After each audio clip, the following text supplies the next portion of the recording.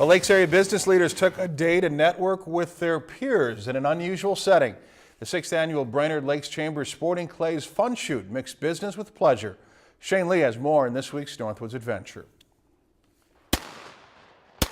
Business and bullets. It sounds like how deals were made in the Wild West, but the Brainerd Lakes Chamber of Commerce and the chamber of each member's gun appear to work nicely together. When you think about business, you think about competition and you think about networking, and that's what we're doing here today. Get to talk a little business, but we also get to talk a little smack, so to speak. Okay, that looks even better. It's something that's a little different than a golf tournament or a fishing tournament. Firearms and shooting sports are an important part of the American culture. 89 members of the chamber divide into 22 teams. Each person shoots at 50 targets with 4 or 5 birds at several different stations. Usually it's not something we take real seriously. You know, you have guys that aren't such good shooters. Perfect, got them all. One such shooter may be Matt Killian. Oh, and he got both of them. My brother had a bet with me that I wouldn't hit more than 5. I think I hit a little bit more than 20. 20 still sounds pretty good, especially considering the shooters sometimes need to break 2 birds in rapid succession.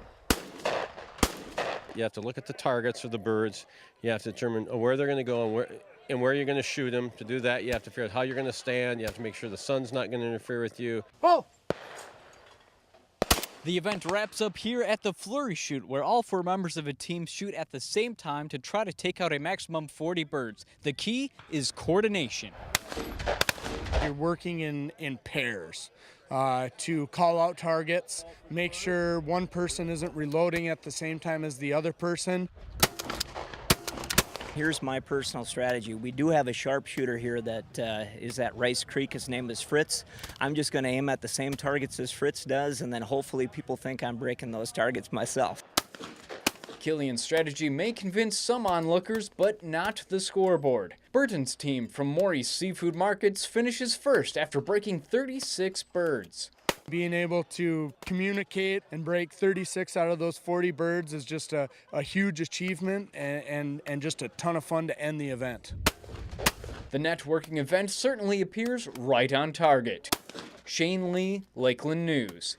If you've enjoyed this segment of Lakeland News, please consider making a tax-deductible contribution to Lakeland Public Television.